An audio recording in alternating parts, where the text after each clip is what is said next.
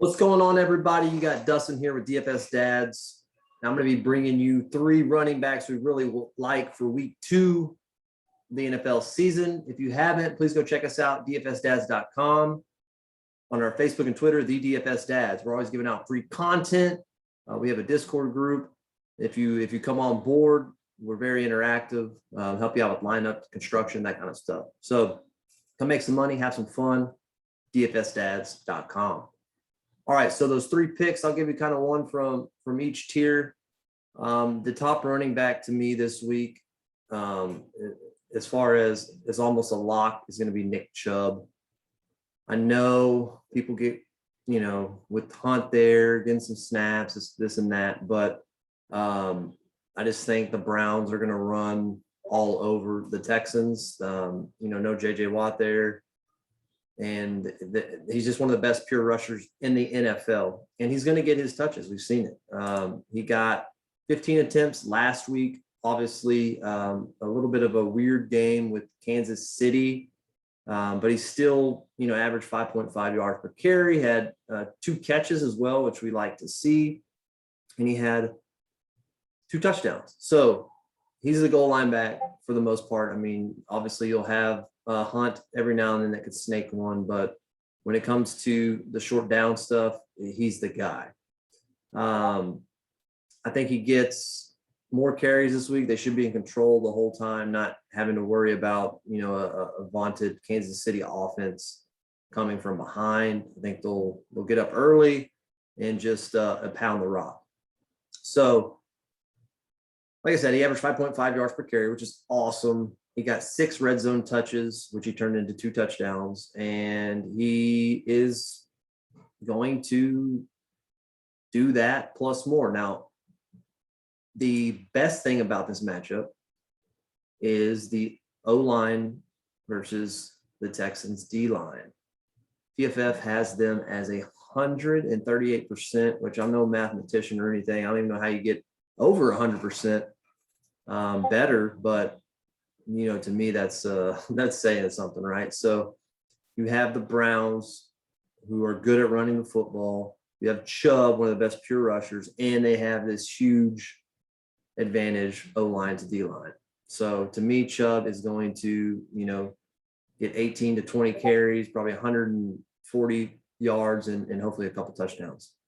And he's not priced crazy. He is, I think let's see here, the fifth most expensive at $7,800.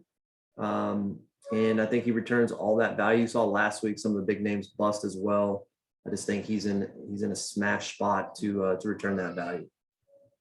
All right, moving on to the next pick is going to be Damian Harris, which I know is kind of scary, taking any New England Patriots back in the previous seasons, but they got rid of a lot of the noise. No Sony Michel, no Rex Burkhead, no Cam Newton to take those short touchdowns away. He got 23 carries. So 23 carries last week, had 100 yards rushing, averaged 4.3. Also got a couple receptions. Mac back there, a little better passer. Check down type of deal. And I see the same volume this week. If you look back at last week, because they're going against the Eagles. They're going against the Jets, and the Jets are susceptible to the run, and their offense isn't that good. So that's a double-edged sword. Lots of rushing. New England gets up. They're not gonna just unleash the rookie quarterback. They're gonna want to trounce out the game. And Damian Harris is the guy. I mean, he's the first and second down back. He's going to get all the goal line carries. Obviously, James White still comes in on obvious passing downs, but Damian Harris, the line has a 78% or 71% advantage over the Jets defensive line. I just like him purely for volume. There's nobody there to snake any touchdowns like there was in the past. So Damian Harris, fire him up. Love him in cash, double up type scenarios this week. And our third guy, so Raheem Mostert, was very heavily owned last week. Obviously 2 carries and then he's done for the season. So Elijah Mitchell came in, not Trey Sermon, because he got he didn't play. He didn't suit up for the game. You know, he was an active scratch, which was shocking to a lot of people.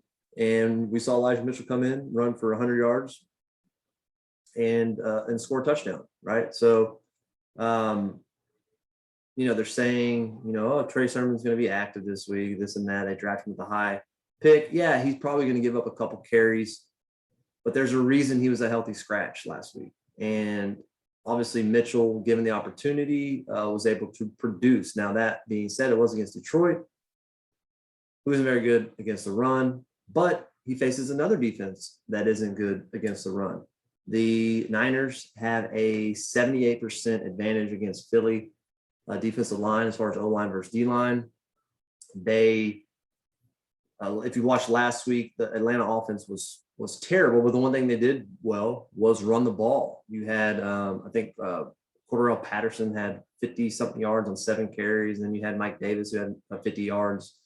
I think they ended up with 100 plus in a negative type game script situation, you know, so they weren't running as much as they probably would. So that alone locks me into Mitchell, especially for his price. You know, I think he gets, you know, 16 to 20 carries just like he did last week. Trey Sermon obviously will come in and spell. Hasty might get a couple carries, but for 5,000, the upside is definitely there for a guy that's going to get that kind of volume. All right, guys, those are our 3 running backs that we really like this week. Obviously, stay tuned for any updates, you know, especially with the Niners situation, depending on what they're saying about the running back. But as far as we're concerned, they're all 3 locked in for very good games this week. All right, come check us out, dfsdads.com.